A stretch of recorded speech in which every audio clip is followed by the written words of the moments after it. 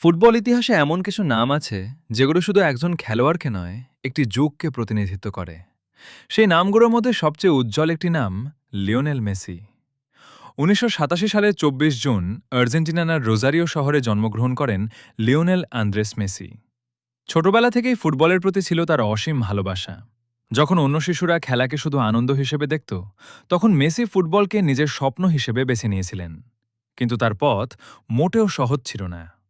মাত্র ১১ বছর বয়সে তার গ্রোথ হরমোনের ঘাটতিটি ধরা পড়ে। চিকিৎসার খরচ ছিল অত্যন্ত বেশি, যা তার পরিবারের পক্ষে বহন করা কঠিন হয়ে পড়ে। অনেকেই ভেবেছিল হয়তো এখানেই শেষ হয়ে যাবে ছোট্ট ছেলেটির স্বপ্ন। ঠিক সেই সময় স্পেনের একটি ক্লাব তার প্রতিভা লক্ষ্য করে। ১৩ বছর বয়সে তিনি স্পেনে যান এবং নতুন জীবনের সূচনা করেন। কঠোর পরিশ্রম, নিয়মিত অনুশীলন এবং অদম্য আত্মবিশ্বাসের মাধ্যমে তিনি ধীরে ধীরে নিজেকে বিশ্বের অন্যতম সেরা ফুটবলার হিসেবে প্রতিষ্ঠিত করেন। তার অসাধারণ ড্রিবলিং, নিখুঁত পাস, অবিশ্বাস্য গোল এবং ম্যাচ পড়ার ক্ষমতা ফুটবল প্রেমীদের বারবার মুগ্ধ করেছে। তিনি শুধু গোল করেন না, তিনি পুরো দলের খেলাকে বদলে দিতে পারেন। বছরের পর বছর তিনি অসংখ্য ক্লাব শিরোপা জিতেছেন।